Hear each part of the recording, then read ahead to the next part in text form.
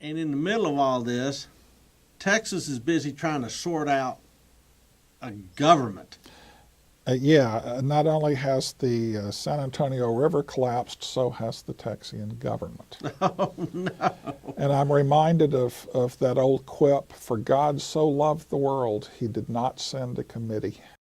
Briefly, in the fall of 1835, while everybody's, marching to Bayard and all this, Yes. in San Felipe, the Texians attempt to form what they call the Provisional government. Now, provisional, temporary, operative word, temporary. Absolutely. And the acting temporary governor was a guy named Henry Smith. Now, Henry Smith is a member of the War Party, and he's pro-independence. Now, according to plan, Wait a second. That's right. Texas is not declared independent. Oh, no. Ostensibly, this is all in the fighting for the restoration of the Mexican Federalist Constitution of 1824. So before the Declaration of Independence, everybody that fell in a Mexican Civil War. Until March 2nd, yes, that's right. Okay, that's interesting to know. Now, the governor is advised by a council. The council is made up of representatives from the various Anglo principalities. So like Liberty and Velasco. Nacogdoches. Nina, and the problem is the rights and responsibility of the governor and the council are never really enumerated. They're just sort of feeling their way along. Like a revolutionary junta. Well, yes. And wow. It's by January of 1836, it really gets dicey because you've got this real loosey-goosey government, and you've got the issue of the Matamoros expedition. Sure.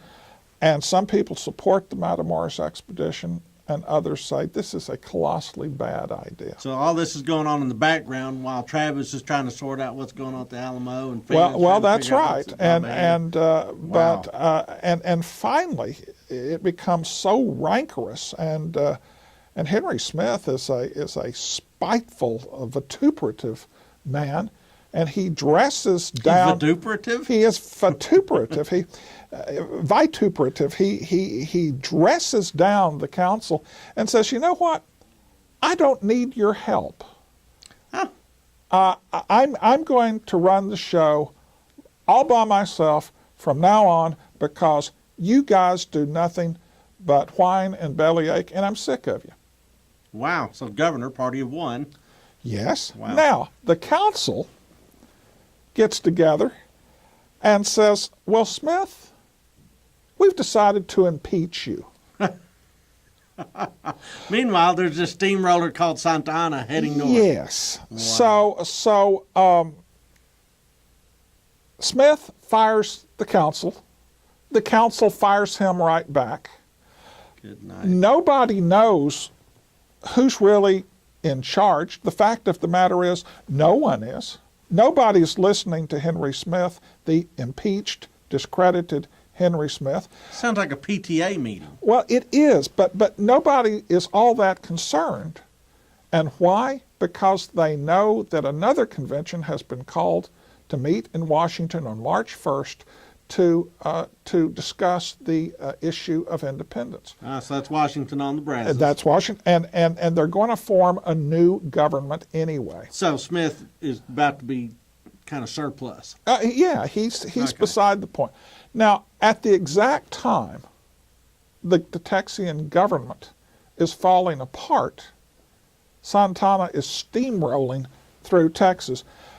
J.C. Neal is writing very frustrating letters to saying, "Look, I don't know who of you is really in charge, and I don't care, but can somebody send me some reinforcements? Can somebody be a responsible grown-up?" Before he has to go home. Before he has to go home. Because his family is sick.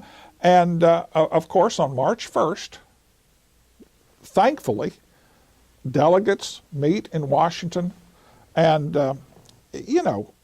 everybody knows what they're there to do.